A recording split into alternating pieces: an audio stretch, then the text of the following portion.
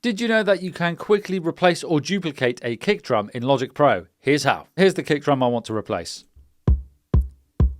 So I'm going to go up to track, I'm going to click on replace or double drum track. It will analyze transients. You can select the instrument, the automatic one is kick, but you can select snare, tom or other, so you can do other elements of the kit. I'm going to leave on replacement, it will mute the original track, doubling woe. Relative threshold, minus 2.6 dB, it's got that from analyzing the transients. I'm happy with that. Let's preview it. Sounds pretty good. You have to click preview to stop the preview. I'm going to click OK. We can see here it's muted the original. I've got this kick plus MIDI track, and if I play that, pretty weak, so I'm going to replace that sample. I've got the sampler already here, so I'm going to go over to splice. Let's close that down. I'm going to find my kick sample that I want to use, drag that onto here, chromatic map, and let's have a listen.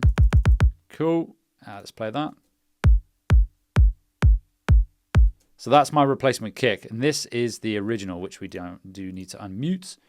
Mute that one. That's the original, and this is the new one.